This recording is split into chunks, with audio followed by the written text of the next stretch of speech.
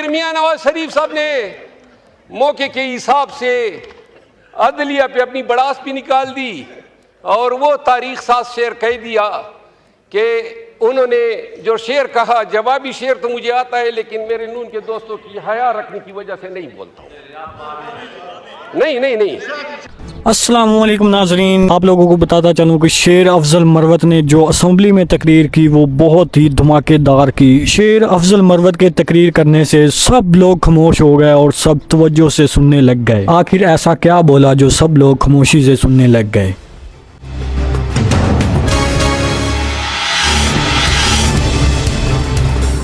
शेर अफजल साहब आपको दे रहे हैं, आप काफी देर से मेहरबानी, शुक्रिया। मैं कोई लंबी तकरीर हमेशा नहीं करता हूँ, मुख्तसर सी। जी बोले हाँ, बिस्मिल्लाह भी आपकी बात रह गई थी जी। थैंक यू, आपने काफ़ी अरसे के बाद मुझ पे मेहरबानी की है, शुक्रिया। जनाब अली, दो गुजारिशात हैं। कॉन्स्टिट्यूशनल अमेंडमेंट्स हुई और पाकिस्तान को एक नया निज़ाम अदल दिया गया है। इस निज़ाम अदल के नतीजे में अब जो 3 सीनियर मोस्ट जज होंगे, सीनियर प्यूनी जज और 2 नेक्स्ट सीनियर जजेस, उन तीनों की ये तवक्कुआत होगी कि हुकूमत या वज़ीर आज़म इनमें से किसी एक को भी चीफ जस्टिस बना सकता है और यूँ इन तीनों में से कोई भी हुकूमत वक्त को नाराज़ करने की कोशिश नहीं करेगा। पहले से ही हमारा निज़ाम अदल जो है 138वें नंबर पे दुनिया के इंडेक्स पे आ रहा है। मुकदमात जो हैं वो दहाइयों तक चलते रहते हैं। अब ये जो अमेंडमेंट हुई है, हो सकता है मौजूदा तौर पे तो हुकूमत मुस्तफ़ीद हो, शायद जज साहिबान कोशिश करे कि ताबेदार रहें, लेकिन जब ये हुकूमत नहीं होगी, किसी और पार्टी की हुकूमत होगी, तो क्या ये जो निज़ाम दिया है, क्योंकि तीनों जज साहिबान जो है वो हुकूमत वक्त को नाराज़ नहीं करेंगे, ये इस आईनी तरमीम का सबसे डिज़ास्टरस एस्पेक्ट है। कल जो लॉ मिनिस्टर फरमा रहे थे, कोई इनकी शानदार तारीख नहीं है इंसाफ करने की। जुल्फ़कार अली भुट्टो शहीद को इसी सुप्रीम कोर्ट ने तख्तेदार पे लटकाया था। इसी अदलिया ने जस्टिस मुनीर भी पैदा किया, इसी अदलिया ने इफ्तिखार चौधरी भी पैदा किया, इसी अदलिया ने साकिब निसार को भी जन्म दिया, जस्टिस डोगर भी आए, जस्टिस खोसा भी आए और सबसे ज़्यादा प्रो मुनीर जस्टिस फाइज़ भी आ गए। ये देखिए, कोई आपका, कोई हमारा, कोई हम पे मेहरबान, कोई आप पे मेहरबान।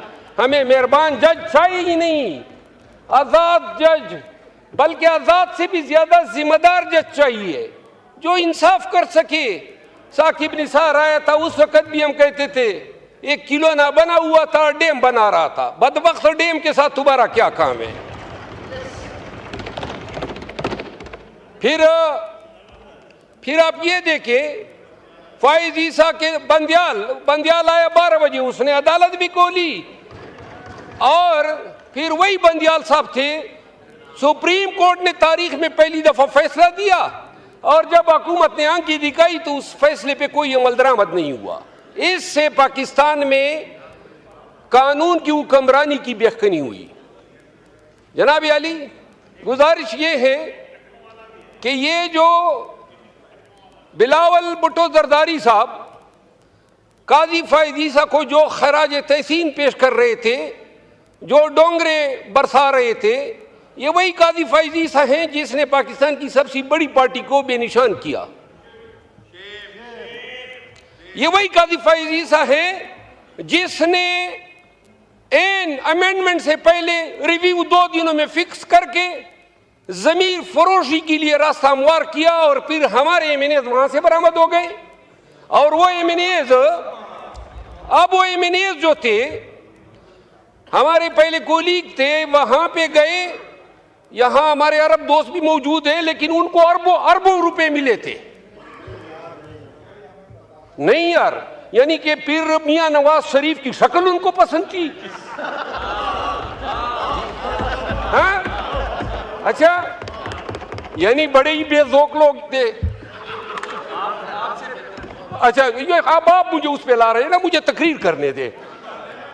जनाब अली, हमारे दोस्त अगवा हुए कहते हैं, हमारे दोस्त जो हैं, और ये अरबों की जो पेशकशें हैं, इस ऐवान में मौजूद शायद ही कोई ये में नहीं होगा जिसको नहीं हुएंगे, मुझ समेत हमें पेशकशें हुई, आए ज़मीर बेचें, और वो अमेंडमेंट होती है कि अगर वो 5 लोग ज़मीर न बेचते तो शायद ये अमेंडमेंट न होती। हमारे एमएनएज आपको वोट दे रहे हैं, फी सबीलिल्लाह दे रहे हैं, और बात हो रही थी कानून की हुक्मरानी की, जमहूरियत की बालादस्ती की, अदालतों की आज़ादी की। क्या ड्रामा है, यानी ज़मीर के मुताबिक।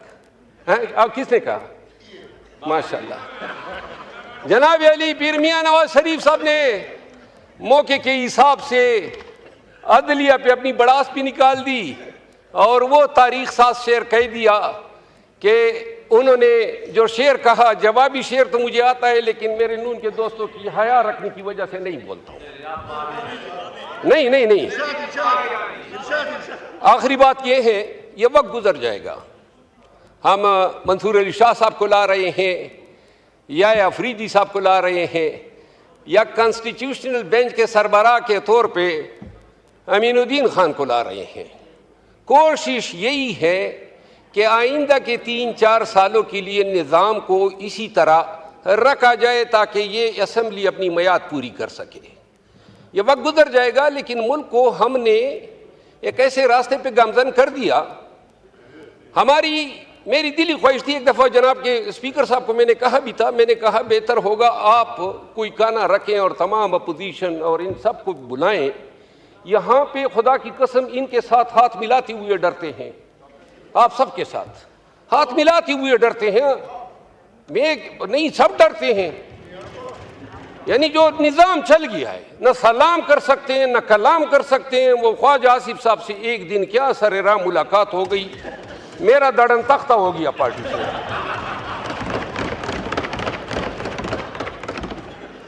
तो मेरी गुजारिश ये है जनाब स्पीकर कि ये जिस तरीके से अमेंडमेंट लाई गई, शायद ही बॉर्डर लाइन पे हम रह गए। थोड़ा सा अगर एक हम एकोमोडेट कर देते तो ये कंसेंसस से भी लाई जा सकती थी।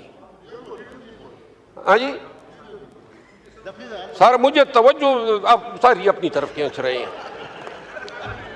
जनाब डिप्टी स्पीकर साहब, आखिरी बात यह है कि लकी सीमेंट एक इदारा है जो लकी मरवत में कायम है, एशिया का सबसे बड़ा सीमेंट प्लांट है। सन 1996 से ये ऑपरेशन कर रहा है। हमारी शेख बदीन के पहाड़ जो हैं इसने निगल लिए, लेकिन मेरे इलाके, मेरे हलके को न तो ये CSR में कुछ दे रहा है, न रॉयल्टी में दे रहा है, और ना हमारे हल्के या लोगों की फलाह बहबूद के लिए कोई काम किया है। मेरी इस्तदा ये है, जो मिनिस्टर है इंडस्ट्रीज़ के, उनसे इस्तदा है कि ज़रा ये मुलाहिदा कर ले, वाहिद ये शेल है, पेट्रोलियम इंडस्ट्रीज़ हैं, जितने एक्सकेवेशन होते हैं वो अपना किरदार अदा करते हैं। तो लकी मरवत के लिए जो लकी सीमेंट जो हमारे हकूक़ पे बैठी है, इस हवाले से अगर वो कोई आप मुलाकात का उनको कह दे, मैं अपने इलाके की डेलीगेशन ले जाके उनके सामने रख दूंगा। इन तमाम गुजारिशात के साथ आपका मशकूर हूँ कि आपने मेहरबानी की, शफकत की। बहुत शुक्रिया।